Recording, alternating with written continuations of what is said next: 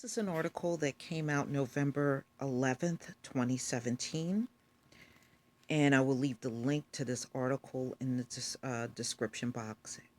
This is Akron Beacon Journal, Ohio.com. Summit County. Jobless in Ohio construction workers are top casualties in opioid plague.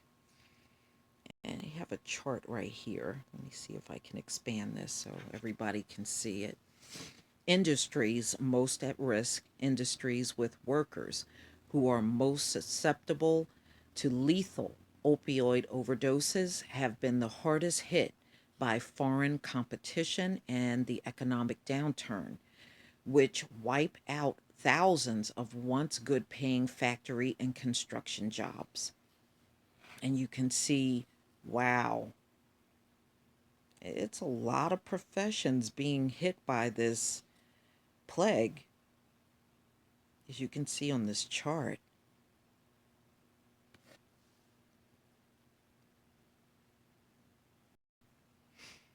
And you know what's shocking? It's a variety of um, industries. I'm sure there's more than what's on this chart, too, when you look at the chart. Wow. But I know a lot of businesses are complaining about productivity because so many of their employees are addicted to drugs. Okay, here's a video. I'm going to go ahead and play this video.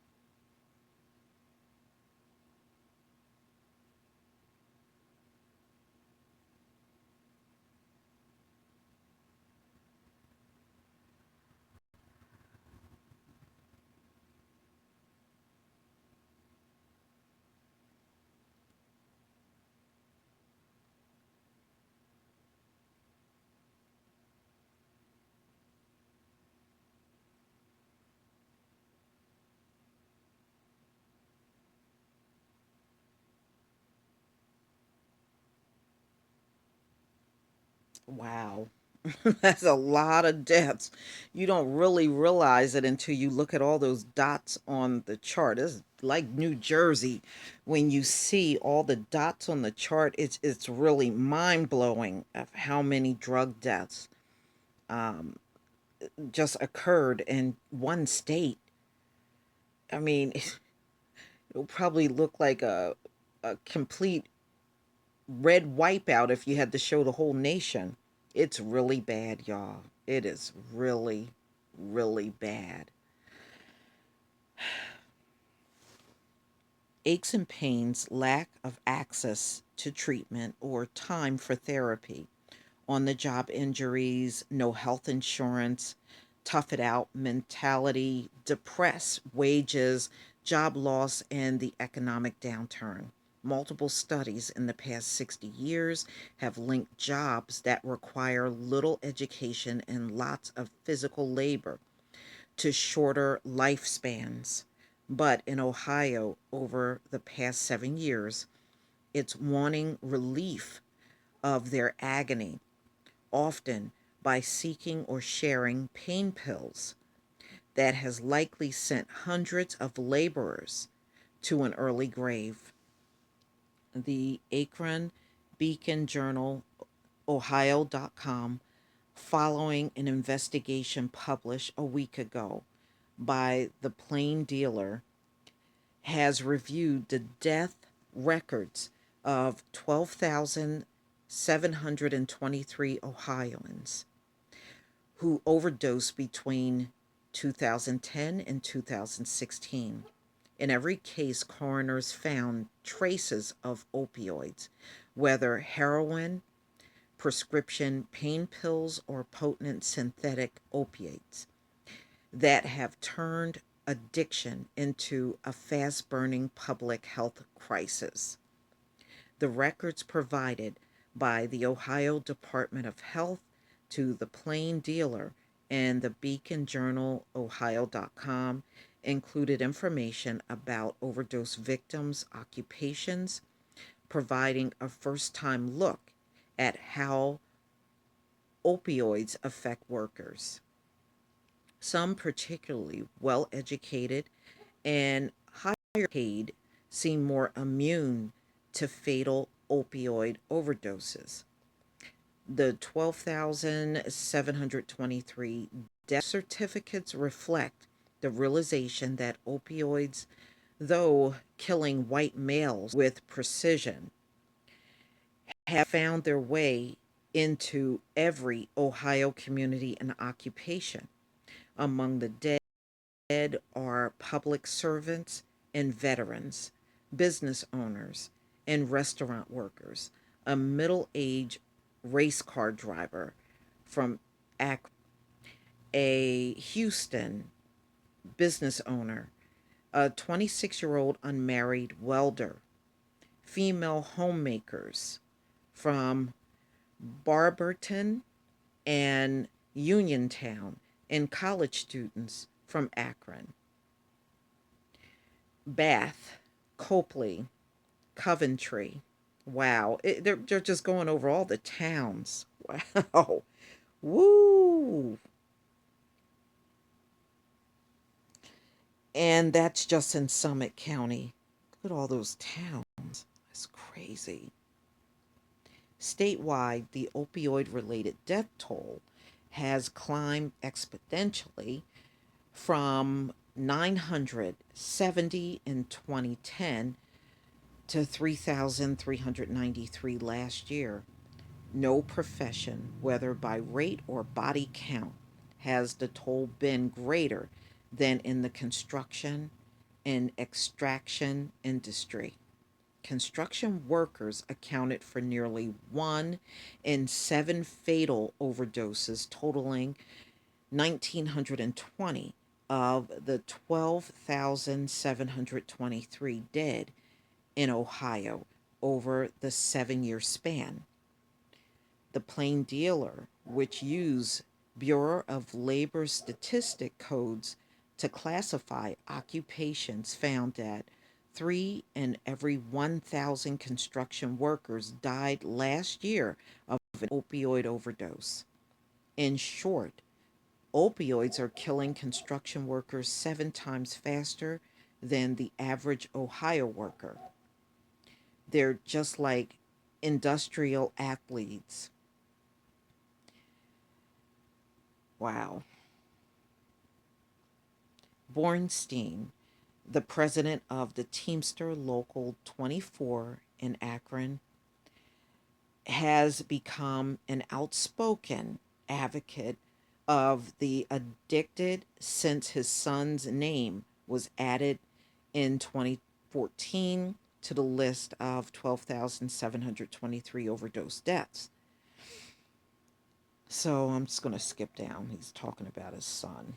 For construction workers, he said the path to addiction often begins when the worker goes to the doctor. The doctor prescribes Vicodin or Percocet, or until it became taboo, Oxycontin. Those things are so doggone addictive that it doesn't take too long to become addicted. Next thing you know, it's 6 in the morning, snowing out, and your knees and your back are aching. And you say, hey, I'm not feeling too good. So you take one of those pills, and it's on, he said. The union leader joined an army of concerned citizens and blue collar workers who lit candles outside Cardinal Health before the sun came up Wednesday morning in Dublin, Ohio. Demonstrators and labor leaders in this hard hit industry have pressed investors to reconsider their stake in companies in Bornstein, and a growing number of state attorneys generals and public prosecutors criticized for fueling Ohio's problem. Jobless blues. There's another occupational category listed on death certificates for fatal overdoses, one that played a role in what local health experts call deaths by despair. Among Summit County residents, the jobless accounted for 38 opioid overdose deaths in 2016. Not as many as the 44 construction workers, but sharply more than the two unemployed residents who overdosed and died in 2010 or 2011. Also of concern is the rising number of death certificate with no occupation listed. The age of this group mirrors that of the dead whose occupation was known, eliminating the possibility that they were too young to work or perhaps of retirement age. It's possible some were unemployed, or, as some coroners and funeral homes have encountered when processing unclaimed bodies, they may have been selling drugs or their bodies to feed their addiction. Statewide, there has been 578% increase in overdose victims with no occupation listed, as coroners and funeral homes have been slammed with bodies.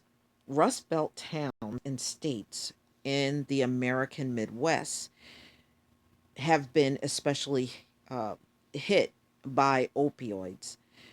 Ohio industries with the most staggering death tolls saw wages plummet during the Great Recession and jobs vanish after decades of increased foreign competition and factory automation. Well, when this was going on, I remember the same people were totally unconcerned about this. Now that it's impacting their lives, I guess now they're turning to drugs.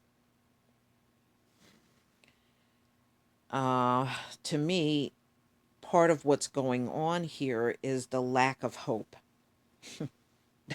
They have a lack of hope, ladies and gentlemen. We built this nation on free labor, but the ones that benefit the most have the lack of hope. Woo, you can't make it up. Deaths by despair, suicide, drug overdose, or alcohol related diseases are on the rise among working class men, many of whom found themselves unexpectedly left behind by the economic restructuring of the past 40 years. They thought they would have opportunity. Well, a lot of people do. We had all these industries, steel, coal, auto. In my mind, in my mid 50s, a lot of the guys I went to high school with, um, I'm done with school, I'm going to work. So I guess they all anticipated that, but things just didn't turn out so well. In Summit County and across much of Ohio, workers in fields that the plain dealer analysis identified were most vulnerable to fatal overdoses: construction, manufacturing, forestry, farming, mining, have experienced some of the most devastating job losses since 2000 and wage declines since 2006, toughing it out. More than 275 Northeast Ohio roofers, carpenters, laborers, electrician, bricklayers, and other construction workers died of a heroin or opioid overdose since 2010, the Plain Dealer reported. They were 99% male, 98% white, and compared to other Ohioans, twice as likely to be divorced. Wow. Nearly 1 in 7 nationally have a substance abuse disorder, according to the most recent national survey on drug use and health. It's really bad. These people ain't coming back from this, y'all. They're not. The workplace culture is primed with bravado, social drinking, and drug use. All right, let me just go down a little. The plain dealer also studied a possible link between opioid addiction and injury claims filed with the Bureau of Workers' Compensation. Since 2010, the newspaper found that construction workers were about 3 times more likely to file a workers' comp complaint than other occupations. In the first year, 80% of claims were treated with opioids like Vicodin, Percocet, and OxyContin, according to the BWC data. Executives at Purdue Pharma, the maker of OxyContin, had admitted 3 years earlier in federal court to misleading doctors, regulators, and patients about their product potential for addiction and abuse. They mislead because it was all about money and greed. That's why they misled everybody about this drug. So I'm not surprised about that. It's the usual greed that we have seen all throughout history, past and present in America. The plain dealer reported by 2016 the BWC had cut in half the number of injury claims from overprescribed opioids. Still, 73% of injured construction workers were given a narcotic painkiller last year. All right. Woo, this is just not getting better. Ohio just sounds horrible. I think if I had to think of a place to move, I definitely wouldn't be picking Ohio. Please leave your comment and subscribe. And don't forget to hit on that notification bell. And this is not an insult to anybody that lives in Ohio that's my subscriber. I'm just looking at, the so many junkies are there. And you have to think about the dangers and all the drug driving and the alcoholism, and you have these people passing out and overdosing behind the wheel. And even the drug driving, Ohio is one of those bad states for drug driving. So, you know, please don't take it the wrong way. Peace, family.